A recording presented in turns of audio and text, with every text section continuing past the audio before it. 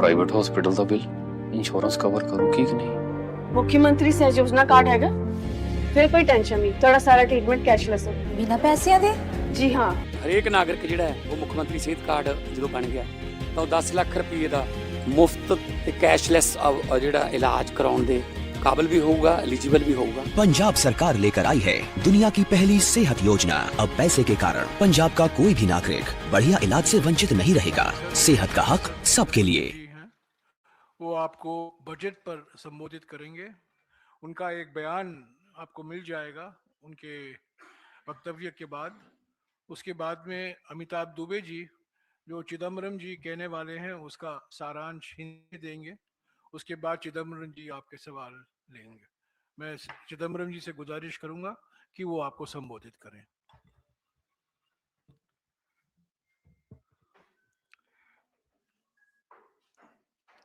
Good evening to all of you. The Finance Minister has presented the budget for 2026-27. I have a brief opening statement, and then, if you wish, we will take a few questions.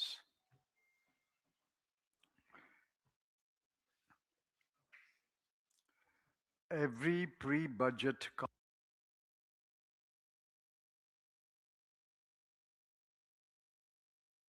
must be astonished by what he or she heard in the Finance Minister's speech to Parliament today.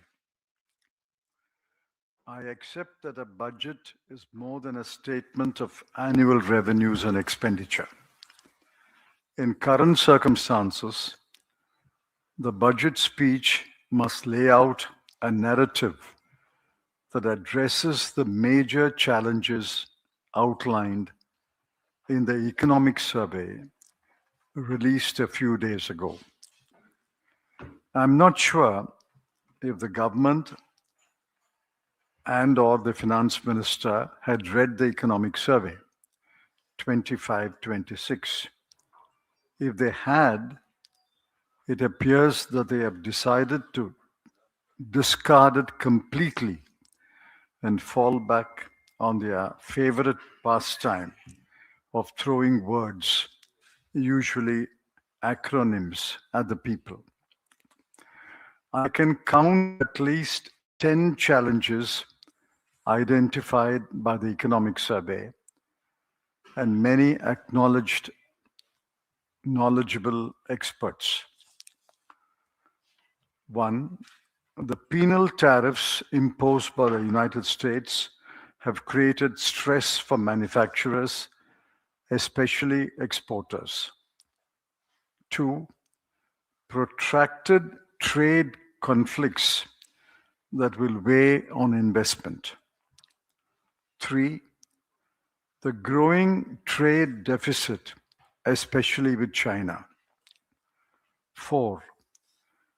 The low gross fixed capital formation, approximately 30%, and the reluctance of the private sector to invest it. 5. The uncertain outlook for flow of FDI into India and the persistent outflow of FPI for the last several months. 6. The agonizingly slow pace of fiscal consolidation and the continued high fiscal deficit and revenue deficit, contrary to the FRBM. 7. The persistent gap between officially announced inflation numbers and the ground reality in terms of bills for household expenditure, education, healthcare, and transport. 8. The closure of lakhs of MSMEs and the struggle to survive of the remaining MSMEs. 9. The precarious employment situation especially youth unemployment. 10. Growing urbanization and the deteriorating infrastructure in urban areas, municipalities, and corporations. Now, there are many more. For example, the depreciation of the rupee.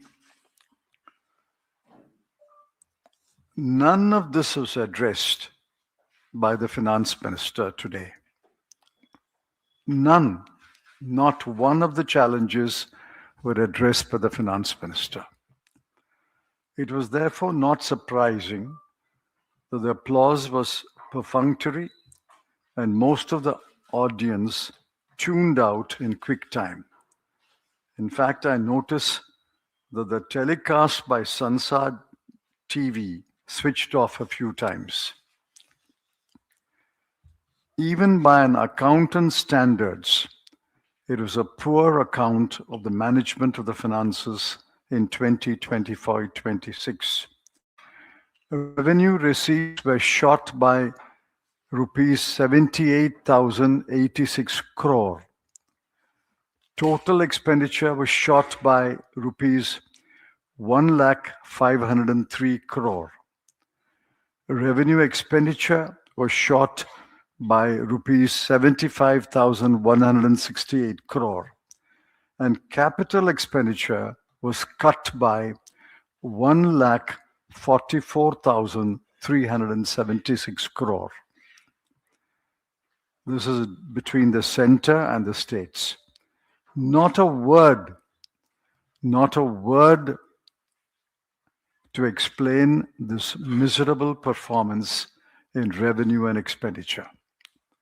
Actually, the center's capital expenditure has fallen from 3.2% of GDP in 24-25 to 3.1% in 25-26. Capital expenditure has actually fallen in the year that concluded. In revenue expenditure, the cuts have fallen in heads that concern the common people. I'm giving you some examples. Rural development, 53,067 crore is a cut. Urban development, rupees 39,573 crore. Social welfare, rupees 9,999 crore. Agriculture, rupees 6,985 crore. Education, rupees 6,701 crore. Health, rupees 3,686 crore. Funds have been cut in crucial sectors and programs.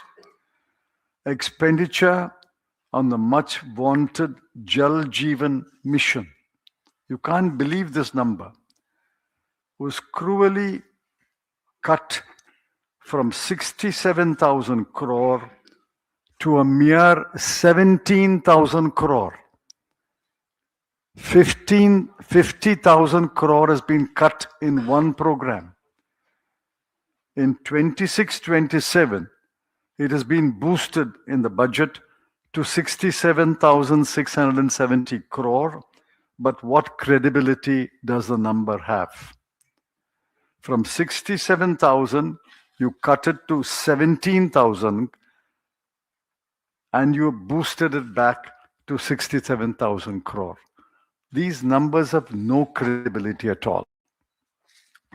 After the months-long exercise, the RE fiscal deficit has adhered to the BE at 4.4%. And the projection for 26-27 is that fiscal deficit will fall by a meager 0.1%, from 4.4 to 4.3. The revenue deficit will remain stationary at 1.5%. It's certainly not a bold exercise in fiscal prudence and fiscal consolidation. The most serious criticism of the budget speech is that the finance minister is not tired of adding a number of schemes, programs, missions, institutes, initiatives, funds, committees, hubs, etc. These are not my words. These are words in her speech. She has peppered her speech with schemes, programs, missions, institutes, initiatives, funds, committees, hubs. I counted at least 24. I leave it to your imagination how many of these will be forgotten and vanish by next year. Lastly, on part B of the speech, months after passing of the Income Tax Act 2026, that will come into force on April 1, 2026, the finance minister has tinkered with some rates. While the impact of the numerous minor changes has to be examined carefully, it must be remembered that the overwhelming majority of the people have no concern with income tax or income tax rates. As far as indirect taxes are concerned, the average person will be concerned with only paras 159, 160, and 161, where minor concessions have been given in personal baggage imported from abroad, and I welcome these minor concessions. Our verdict is that the budget speech and the budget failed the test of economic strategy or economic statesmanship. This is neither economic strategy nor economic statesmanship. Chidambaram जी, चिदम्बरम जी का बयान अंग्रेजी और हिंदी में दोनों आपको आपके WhatsApp और email में मिल गया होगा। तो अगर अभी आपके कुछ सवाल हैं तो आप हम पूछ सकते हैं, आपको मिल गया होगा, 1-2 मिनट में मिल जाएगा। अमिताभ।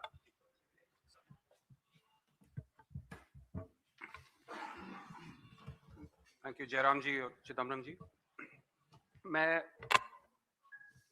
चिदम्बरम जी के इस बयान को संक्षेप में आपके सामने रखूंगा। जैसे कि उन्होंने कहा कि ये जो बजट है ये ना जीडीपी ग्रोथ, ना इन्वेस्टमेंट और ना रोजगार के लिए कुछ खास करता है। काश निर्मला सीतारमन जी ने अपना ही इकोनॉमिक सर्वे पढ़ा होता जो 2 दिन पहले रिलीज किया गया था। उसमें देश के सामने जो चुनौतियां हैं, हमारी अर्थव्यवस्था के सामने जो चुनौतियां हैं, विस्तार से उसका उल्लेख वहां उन्हें मिलता। इनमें से 10 मैं आपको संक्षेप में बताऊंगा। पहला है जो यूनाइटेड स्टेट्स द्वारा 50% टैरिफ जो हमारे देश पे लगा हुआ है, जिसका भारी असर हमारी एक्सपोर्ट्स पे पड़ रहा है। दूसरा, जो ट्रेड वॉर प्रेसिडेंट ट्रंप की नीतियों के कारण अब हर पूरे विश्व में फैल रहा है, उसका भारी असर हम पे पड़ रहा है। तीसरा, चीन के साथ जो ट्रेड डेफिसिट हमारा लगातार बढ़ता गया है और इस साल 116 बिलियन डॉलर्स तक पहुंचा है, तो पूरी तरह इंपोर्ट्स चीन से भारत आ रही हैं। चौथा, जो हमारा इन्वेस्टमेंट रेट है जो 30% पे कई सालों से अटका हुआ है और जो प्राइवेट सेक्टर बिल्कुल इन्वेस्टमेंट नहीं कर रहा है। आपको पता है कि काफी बहुत सारे सालों से हर बजट में कोई ना कोई घोषणा हुई है, पीएलआई, मेक इन इंडिया, आत्मनिर्भर भारत, लेकिन प्राइवेट इन्वेस्टमेंट लगातार 12% जीडीपी के रहा है। तो उनकी नीतियों का कोई इंपैक्ट नहीं है। तो हमें देखना है कि इस बार जो घोषणाएं हुई थी उनका क्या इंपैक्ट होता है। सिर्फ घोषणा पे चलने का से कुछ नहीं बदलेगा। इससे जुड़ा हुआ है एफडीआई और गिरता हुआ रुपया। लगातार रुपया गिरता हुआ दिख रहा है। एशिया का सबसे कमजोर करेंसी माना जाता है और इसका मुख्य कारण है कि पैसा बाहर जा रहा है। जो फॉरेन पोर्टफोलियो इन्वेस्टमेंट है, फॉरेन डायरेक्ट इन्वेस्टमेंट है, एक जमाना होता था कि पैसा भारत में आता है, लेकिन नेट एफडीआई अब बढ़ चुका है, नेगेटिव हो चुका है। और इसका कारण है, पहले जो निवेशक थे, इन्वेस्टर्स थे, वो भारत में इन्वेस्ट नहीं कर रहे थे। आपको मालूम है कि हर साल 4,000 से 5,000 high net worth individuals, dollar millionaires Dubai, Singapore, London में अपना रेजिडेंसी लेते हैं। अब उनके साथ उनका पैसा भी जाने लग गया है। जो ओवरसीज डायरेक्ट इन्वेस्टमेंट है वो इस साल 24 बिलियन डॉलर्स तक पहुंच गया है और ये एक बहुत बड़ा कारण है कि रुपया लगातार गिरता हुआ दिखता है। जो बजट अभी जो प्रेजेंट किया गया उसका फिस्कल डेफिसिट 4.4% है और ये जो 3% का टारगेट था उससे बहुत दूर है अभी भी। सातवां कारण है कि जो इकोनॉमिक सर्वे ने बताया कि जो इन्फ्लेशन रेट, जो ऑफिशियल इन्फ्लेशन रेट जो डिफ्लेटर के माध्यम से बताया जा रहा है 0.6% बताया जा रहा है और इसी के बल पे हमें बताया जा रहा है कि ग्रोथ रेट 7.4% है। अब आप मुझे बताइए इस देश में कौन सा घर है, कौन सा व्यक्ति है जिसका इन्फ्लेशन रेट 0.6% है, जिसको शिक्षा पे खर्चा करना है, स्वास्थ्य पे खर्चा करना पड़ रहा है, यातायात पे, खाने पीने पे 0.6% किसका अनुभव है, ये हमें दिखाना चाहिए। तो अगर इन्फ्लेशन रेट इससे ज्यादा है इसका मतलब यही है, हो सकता है कि जो असली जीडीपी ग्रोथ रेट है वो 7.4% से कम है। एक और है जो सूक्ष्म और लघु उद्योग लाखों में बंद होते जा रहे हैं। एक कारण है चीन से लगातार इंपोर्ट आता रहता है और जो सरकार की सारी जो घोषणाएं हुई हैं उनका कुछ इंप्लीमेंटेशन नहीं हुआ है एमएसएमईज के लिए। बढ़ती बेरोजगारी के बारे में आपको कुछ बताने की जरूरत नहीं है, इसके बारे में बजट में कुछ नहीं है। और लास्ट में जो शहरी इंफ्रास्ट्रक्चर की बुरी हालत है, कुछ ही दिन पहले हमने देखा नोएडा में क्या हुआ, एक युवक ने अपनी जान खोली क्योंकि इतना खराब इंफ्रास्ट्रक्चर है, सड़कें खराब हैं, कंस्ट्रक्शन साइट्स खराब हैं और जो एसडीआरएफ एनडीआरएफ जो फोर्सेज हैं जिनको उन्हें डूबते हुए व्यक्ति को बचाने के लिए आए थे वो भी नाकाम निकले। तो इन सब चुनौतियों के बारे में इस बजट में कुछ नहीं है। एक और बात महत्वपूर्ण है कि जो सरकार की प्राथमिकताएं हैं वो इस बजट से साफ दिखती हैं और इसमें गरीब और मिडिल क्लास के लिए कुछ नहीं है।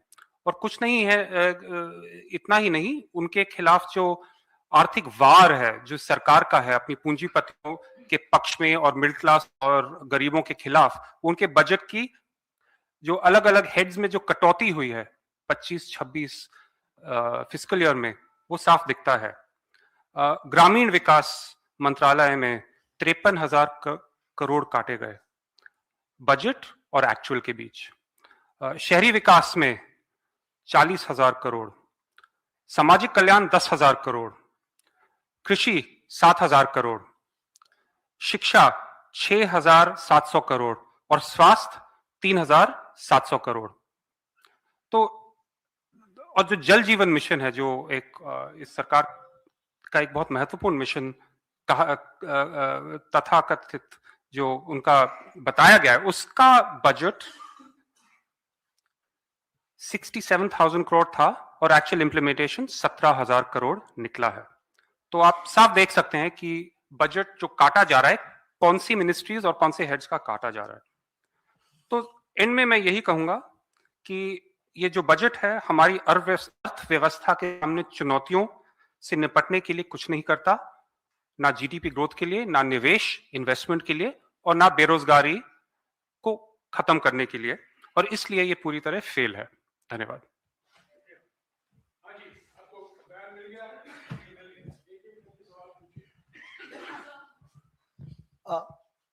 Sir, this is Prashant from Hindustan Samachar.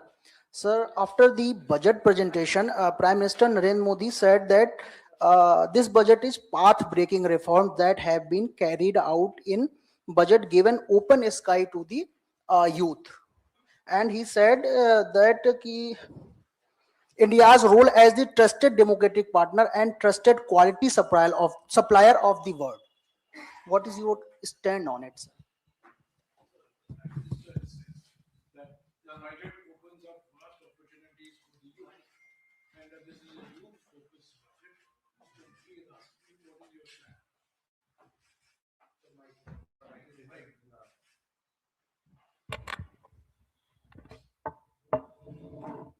Now, given one example of last year's budget, they initiated a PM internship program last year. 1,65,000 offers were made by companies, but only 20%, that is about 33,000 people, accepted the offer because the conditions were so unattractive. And after 33,000 which accepted the offer, 6,000 dropped out. So eventually, 1,40,000 offers were unattractive. So he must tell us which sector, which job is available to the youth. The unemployment rate for youth unemployment is close to 17%. Therefore, where does this budget create jobs? Where does this budget tell young people these are the jobs? I'm giving you an example of last year's budget program, and let's see what happened in this year's budget programs.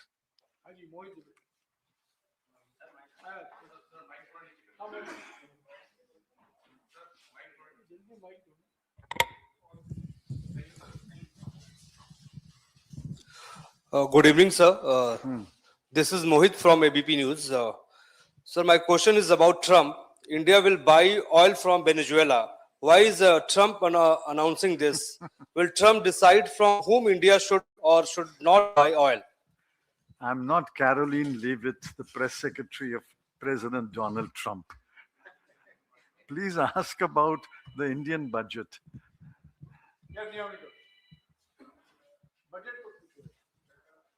Sir,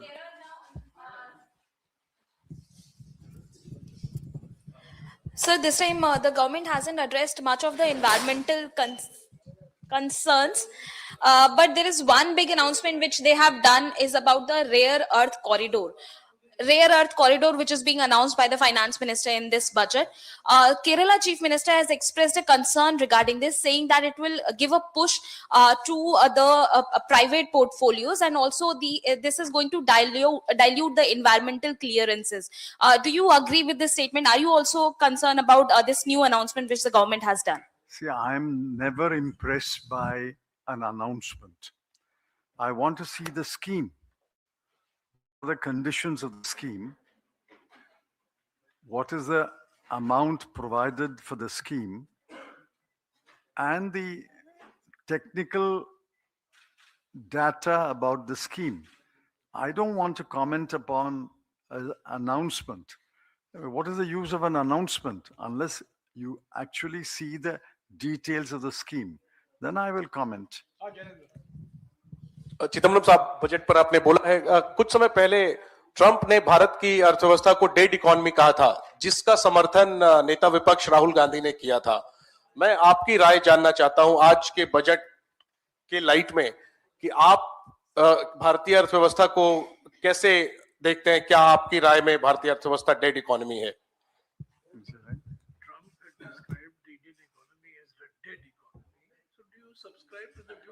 No. Is the dead economy the subject matter of today's budget? The context in which President Donald Trump made that comment, the context in which Mr. Rahul Gandhi made the comment, I'm not aware. So I can't comment on either statement. Are you aware about the Indian economy? In your opinion, whether Indian economy is dead or not? You ask me about the budget, I'll tell you. This is a budget without an economic strategy, without an economic statesmanship.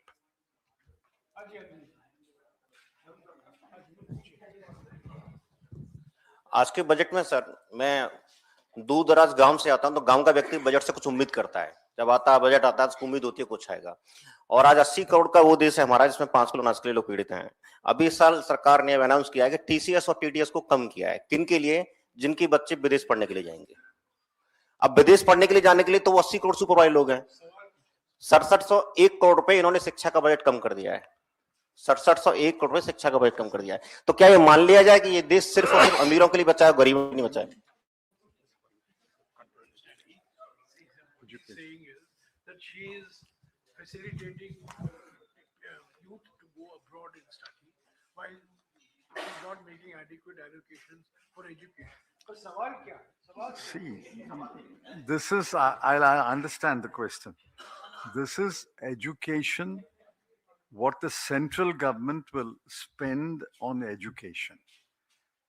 What this number I read, the cuts in the budget expenditure is about central government expenditure on education sector in India.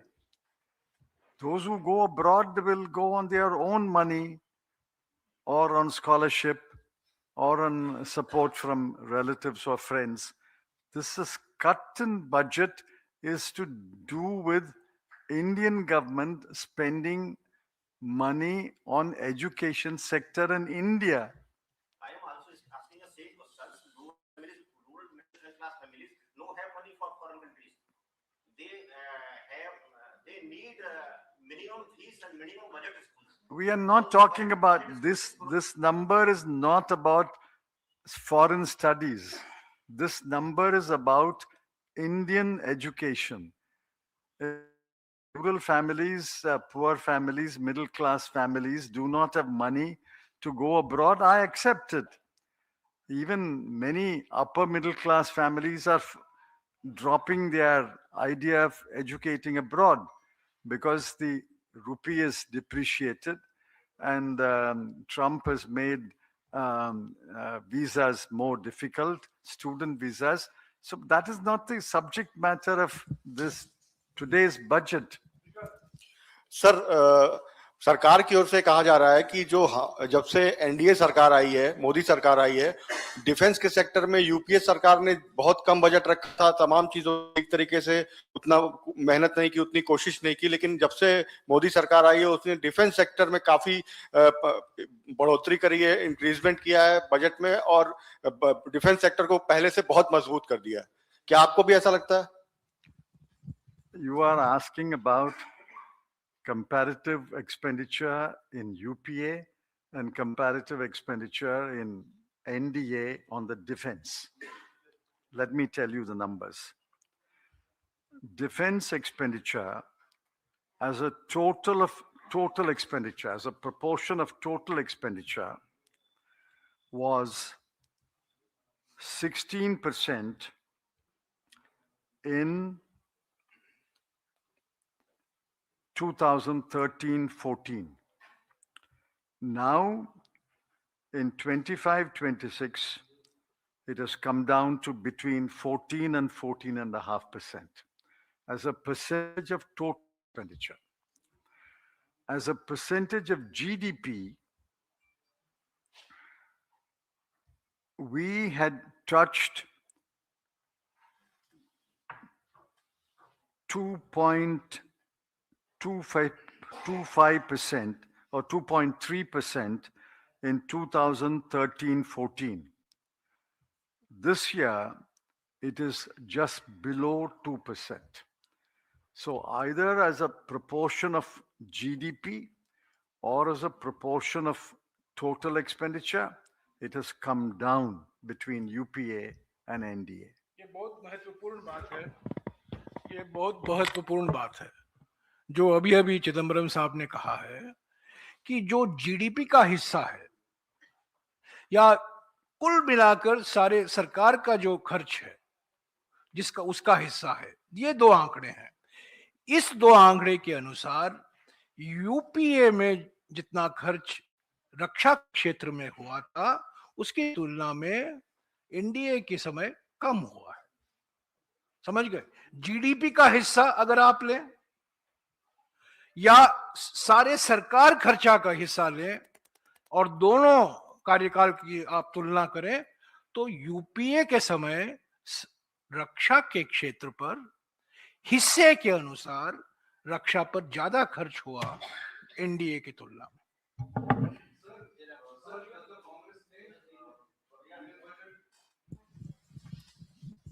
Sir, my question is to both Chidambaram sir and sir. My question is to both of you, Chidambaram sir and Jairam Ramesh sir. Sir, do you think this union budget presented by Finance Minister Nirmala Sitharaman masks a fragile household finance dynamic of the country, and why? Could you explain it?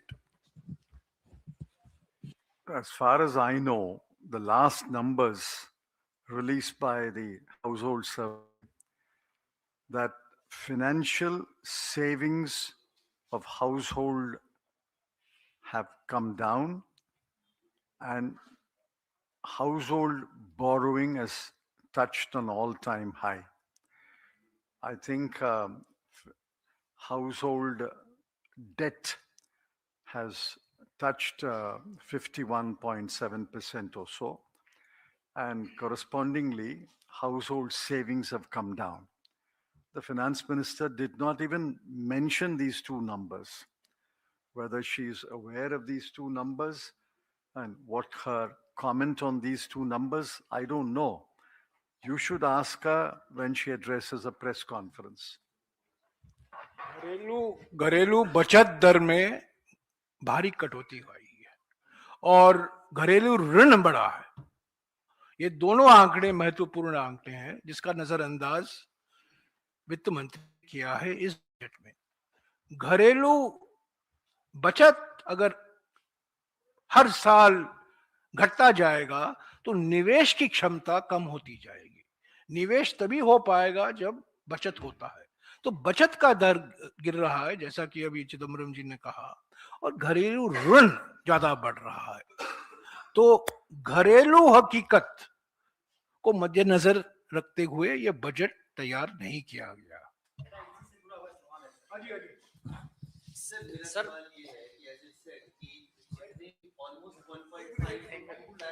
budgetary cut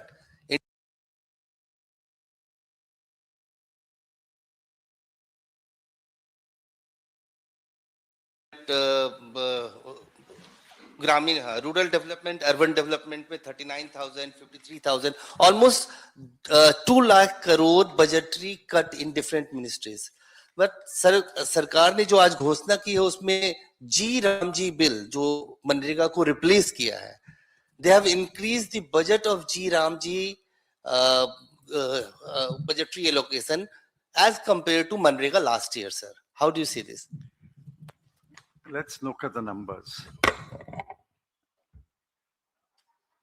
In Maganrega, last year, the budgeted expenditure was 86,000 crore and the revised expenditure is 88,000 crore, a little more or less the same. On G Ram G, I mean, I don't know what G Ram G means. It is the substitute program for Maganrega. Where is the allocation? Allocation is what? Allocation is 95,000 crore. So on 86,000 to 88,000 crore, they provided an average employment of 50 days a year.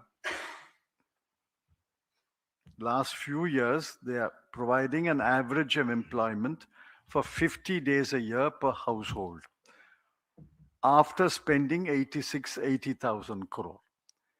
Now today, by spending 95,000 crore, how does the government promise 125 days?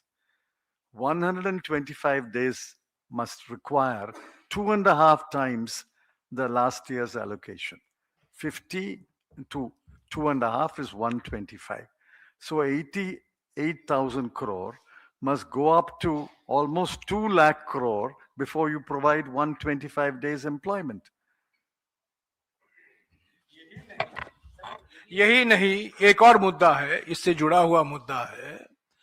ये बात सही है कि budget में जी राम जी के लिए 95,000 करोड़ रुपया का आवंटन हुआ है, पर आप ये याद रखिए कि 60% खर्चा केंद्र सरकार की भागीदारी है और 40% राज्यों से आएगा। अगर राज्यों के पास धनराशि नहीं है, राज्य इस पर निवेश नहीं कर सकते, खर्च नहीं कर सकते, तो सरकार तो अपने मन में नहीं खर्च कर सकती। पहले से ही कहा है प्रधानमंत्री ने, 60-40 के आधार पर ये नया कानून लागू होगा, नया अधिनियम लागू होगा। मनरेगा में तो नहीं था, अभी तो 90-10 था, अभी तो 60-40 हुआ है। तो अभी ये जानना अभी बहुत समय लगेगा, किस आधार पर राज्यों को आप आवंटन करेंगे, क्या फॉर्मूला अपनाएंगे, क्या सूत्र के आधार पर अलग अलग राज्यों को कितना पैसा दिया जाएगा, क्या वो राज्य ऐसे स्थिति में है खर्च करने की। मिसाल के तौर से राजस्थान को इस नए अधिनियम लागू करने के लिए करीब 4,500 करोड़ रुपया अतिरिक्त इस साल देना पड़ेगा। क्या राजस्थान की सरकार के पास इतनी धनराशि है? और सभी राज्यों के पास। तो ये सब आंकड़ों देना आसान है, बजट में एक आंकड़ा प्रकाशित करना आसान है, पर जैसा कि अभी चिदम्बरम जी ने कहा, घोषणा से मत जाइए, मुझे दिखाइए डिटेल क्या है, इस नए अधिनियम के डिटेल क्या है, राज्यों के साथ आपने मशवरा की है कि नहीं, किस आधार पर, किस फॉर्मूले के आधार पर, क्या सूत्र आपने अपनाया है कि अलग अलग राज्यों को इतना पैसा मिलेगा, वो डिटेल इस बजट में बिल्कुल है नहीं।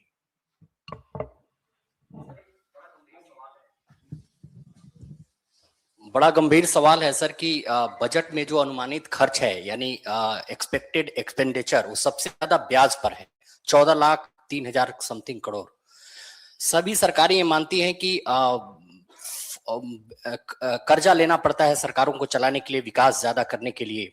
तो क्या कांग्रेस पार्टी और आप उसके पूर्व वित्त मंत्री होने के नाते इस विषय पर क्या मानते हैं सर कि कर्ज लेना और उसके बाद फिर जीडीपी से ही और लोगों के पैसे से ही ब्याज चुकाना?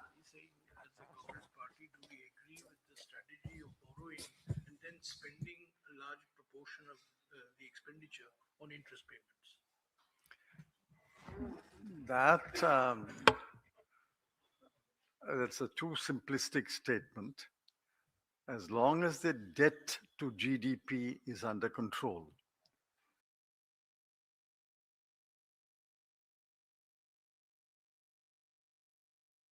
harm in borrowing and spending. Borrowing is equal to fiscal deficit. Every government has borrowed and spent.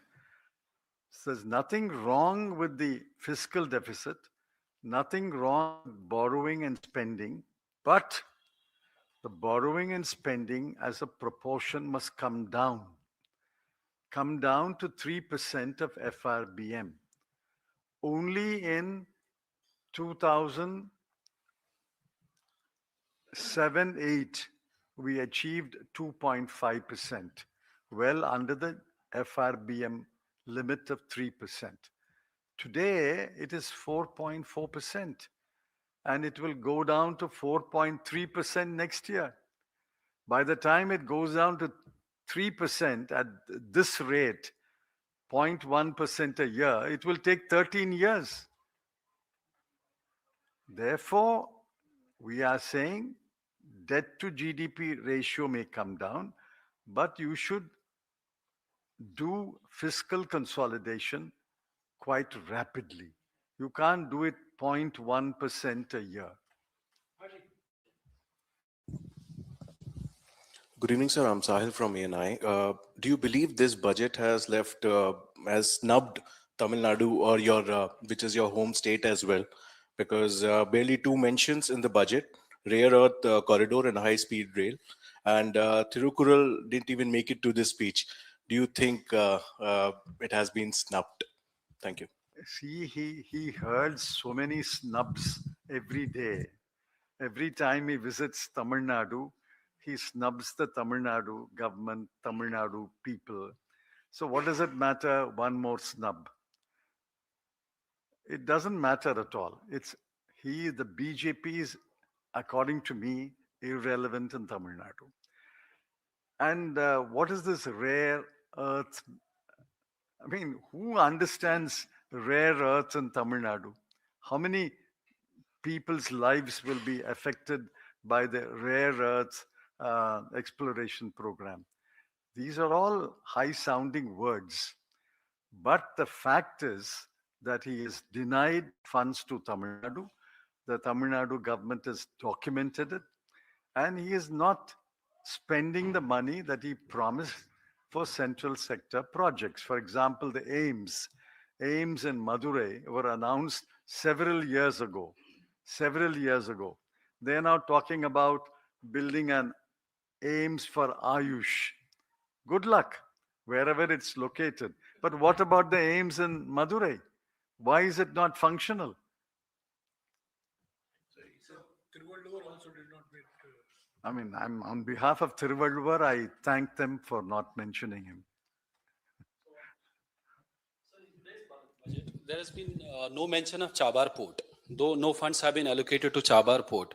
Do you think that India is quietly bowing to under this US pressure? I don't know whether the defense budget has a line entry on Chabar. I don't know. I have not read every line of the defense budget. I don't know. But it's possible you are right. Have you read the defense budget line by line? It's sad. It's sad if Chabar, which means they are succumbing to somebody's pressure. If you are right in your statement, the government of India is succumbing to somebody's pressure. Thank you. Huh? I don't know that. Which means they have succumbed.